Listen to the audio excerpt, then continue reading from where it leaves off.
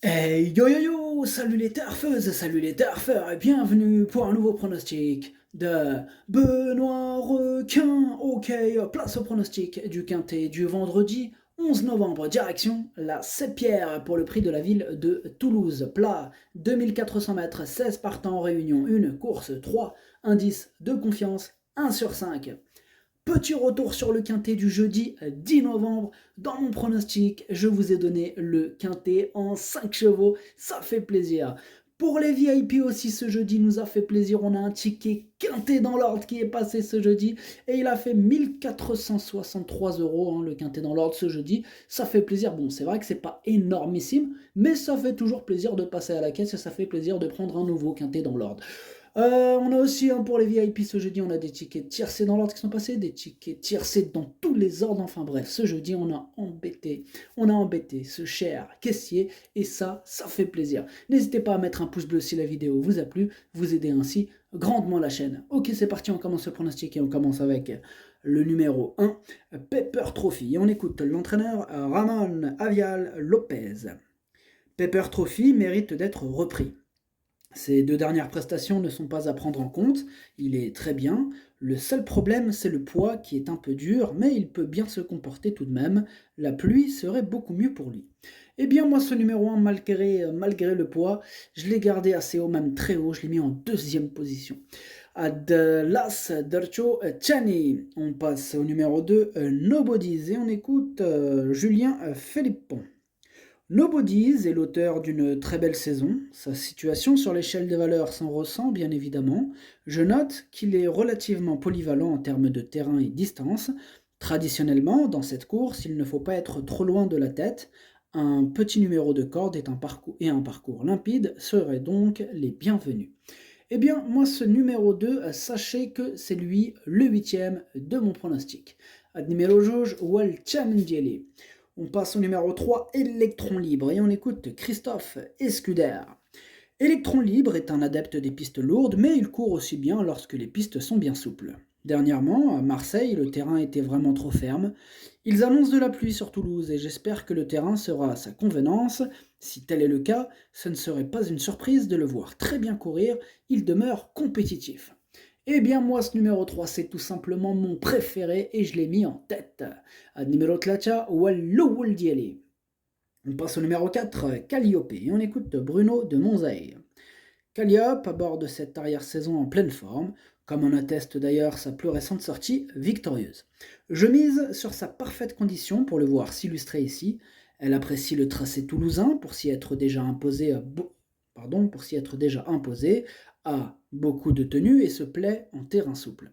Elle tentera de mettre à profit les arguments précités pour conclure parmi les 5 premiers.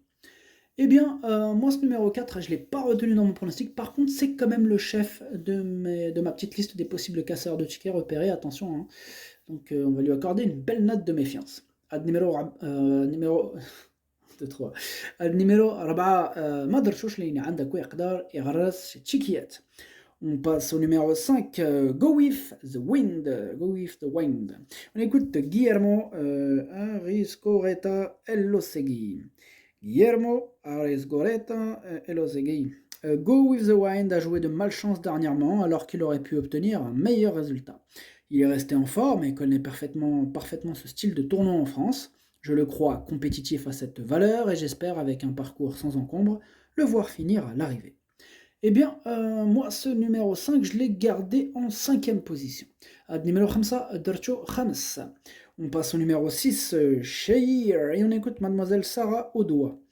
Sheir a mal couru en dernier lieu, sûrement que la distance était trop longue.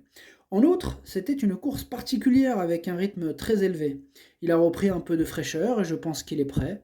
Cependant, je crois qu'il est trop haut en valeur et que Toulouse n'est pas un hippodrome qu'il affectionne. J'ai peur que cela soit un peu compliqué dans un tel contexte. Moi, ce numéro 6, je ne l'ai pas retenu.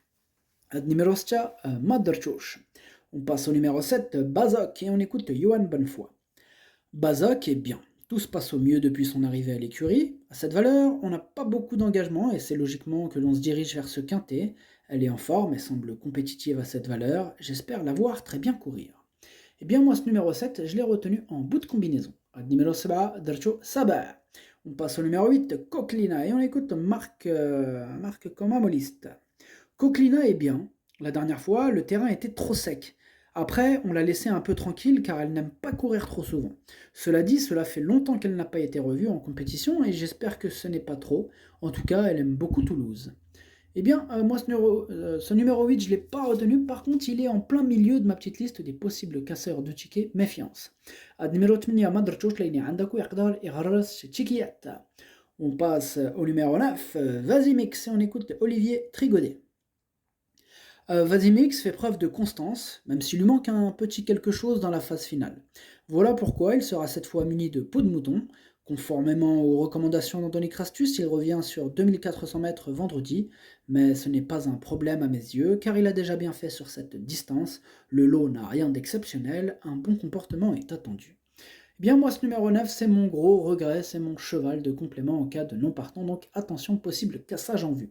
النيميرو 9 درتو في البلاصه ديال لي نون بارتون هو الاول فيهم عندكو. On passe au numéro 10, Good Question, et on écoute Christophe Escudard. Good Question est en forme. Dernièrement, j'ai bien aimé son comportement, montrant qu'il avait encore des possibilités. Sa valeur ayant été revue à la baisse, il peut, avec un bon parcours, finir dans la bonne combinaison. Bien moi, ce numéro 10, c'est mon deuxième regret, mon deuxième cheval de complément en cas de non partant, donc aussi possible cassage en vue de ce numéro 10, attention.